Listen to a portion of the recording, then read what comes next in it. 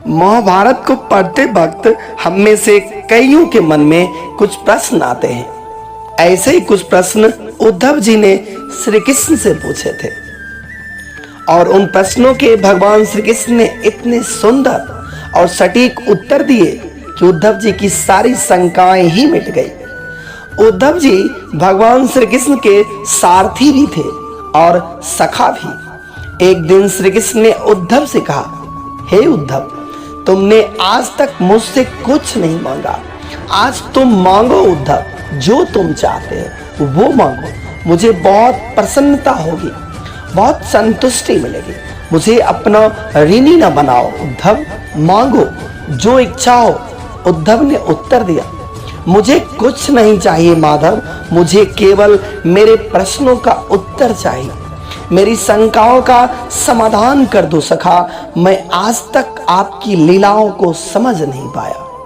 आपके उपदेश कुछ और थे और व्यक्तिगत जीवन कुछ और था।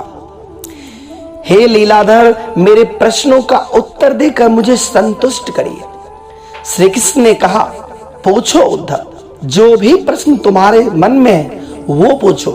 उद्धव का पहला प्रश्न था, हे माधव, सच्चा मित्र कौन होता है? श्री कृष्ण ने उत्तर दिया, सच्चा मित्र वो होता है जो आवश्यकता पड़ने पर बिना मांगे ही अपने मित्र की सहायता करे। इस पर उद्धव ने कहा, हे माधव, आप तो पांडवों के आत्मीय और प्रिय मित्र थे, परंतु क्या आपको नहीं लगता कि आपने जो सच्चे मित्र की परिभाषा दी है, आपने उस परिभाषा के अनुसार काम नहीं किया?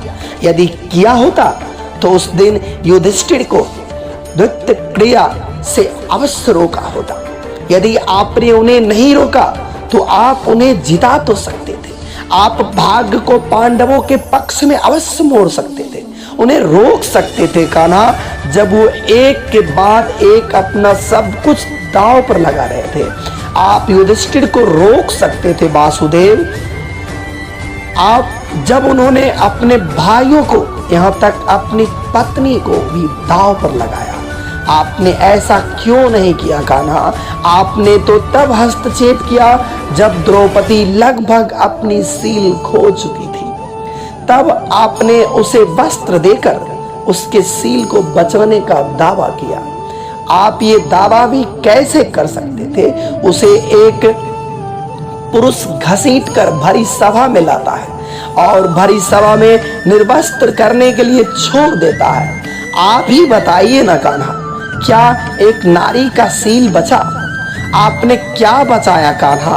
अगर आपने संकट के समय में अपनों की मदद नहीं की तो आप आपात बांधव कैसे कहा जा सकता है?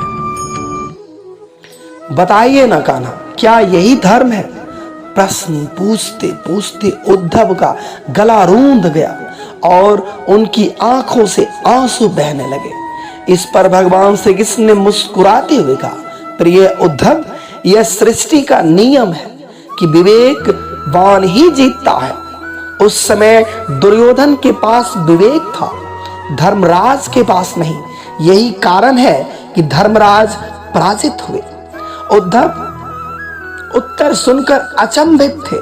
श्री कृष्ण ने आगे कहा, दुर्योधन के पास द्वैत क्रीड़ा करने के लिए धन तो बहुत था, परंतु उसे पासों का ज्ञान नहीं था, इसलिए उसने अपनी ओर से मामा शकुनी को खिलाया। धर्मराज भी यही कर सकते थे, फिर मैं उनकी तरफ से खेलता। जरा विचार करो उद्धव, यदि शकुनी और मैं खेलता तो कौन जीतता? पासों के अंक शकुनी के अनुसार आते या मेरे अनुसार? चलो इस बात को भी जाने दो, उन्होंने खेल में मुझे शामिल नहीं किया। इस बात के लिए उन्हें माफ किया जा सकता है, परंतु उन्होंने विवेक शून्यता के कारण एक बहुत बड़ी गलती की कि उन्होंने मुझसे प्रार्थना की कि मैं तब तक सभा कक्ष में ना आऊं जब तक मुझे बुलाया न जाए। वो नहीं चाहते थे कि मुझे मालूम पड़े कि वो जुआ खेल रहे हैं। मैं कक्ष के बाहर प्रतीक्षा करता रहा, परंतु किसी ने मुझे नहीं बुलाया। भीम, अर्जुन, नकुल, सहदेव सबके सब भाग्य और दुर्योधन को कोसते रहे, किसी को भी मेरी याद नहीं आई। और जब दुशासन द्रौपदी को बाल से पकड़कर घसीटता हुआ भरी सभा में लाया, द्रौपदी भी अपने सामर्थ्य के अनुसार जूझती रही, उसने भी मुझे नहीं पुकारा। उसकी बुद्धि तो तब जागृत हुई जब दुशासन ने उसे निर्वस्त्र करना आरंभ कर दिया। तब उसने हरि हरि अभयम कृष्णा की गुहार लगाई और तत्क्षण में वहां पहुंच गया। अब इस स्थिति में मेरी गलती बताओ उद्धव। इस पर उद्धव बोले, आपका स्पष्टीकरण प्रभावशाली अवश्य है, परंतु मुझे पूर्ण संतुष्टि नहीं हुई। इसका अर्थ तो ये हुआ कि आप तभी जाएंगे जब आपको बुलाया जाएगा। क्या संकट में घिरे भक्त की रक्षा करने आप स्वतः नहीं जाएंगे? कृष्ण मुस्कुराए और बोले, उद्धव, इस सृष्टि में हर एक का जीवन उसके स्वयं के कर्म फल के आधार पर ही संचालित होता है। न तो मैं इसे चलाता हूँ और न ही इसमें हस्तक्षेप करता हूँ। मैं केवल एक साक्षी हूँ। मैं सदैव तुम्हारे नज़दीक जो हो रहा है उसे देखता हूँ। यही ईश्वर का धर्म है। वाह कान्हा, बहुत अच्छा। इसका अर्थ तो ये हुआ कि आप हमारे नज़दीक रहकर हमारे सभी दुष्कर्मों का निरीक्षण करते रहेंगे। हम पाप पर पाप करते रहेंगे और आप साक्षी बनकर देखते रहेंगे। आप क्या चाहते हैं कि हम भूल करते रहे, पाप की गठरी बांधते रहे और इसका फल भुगतते रहे? उद्धव के वाक्य उलाहना से भरे थे। भगवान श्री कृष्ण फिर मुस्कुराए और कहा, हे उद्धव, तुम शब्दों के गहरे अर्थ को समझो। जब तुम समझकर ये अनुभव कर लोगे कि मैं तुम्हारे नज़दीक साक्षी के रूप में हर पल हूँ, तो क्या तुम गलत या बुरा काम कर पाओगे? तुम निश्चित रूप से कुछ भी बुरा नहीं करोगे। जब तुम ये भूल जाते हो और समझने लगते हो कि मुझसे छुपकर तुम कुछ भी कर सकते हो, तभी तुम मुसीबत में फंसते हो और तभी तुम दुष्कर्म करते हो। यदि मनुष्य ये समझ जाए कि मैं सदैव प्रत्येक व्यक्ति के साथ साक्षी के रूप में उपस्थित हूँ, तो क्या मनुष्य कोई भूल कर सकता है?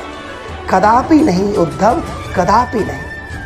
उद्धव जी को अपने सारे प्रश्नों का उत्तर मिल गया और उनकी सारी शंकाओं का समाधान हो गया।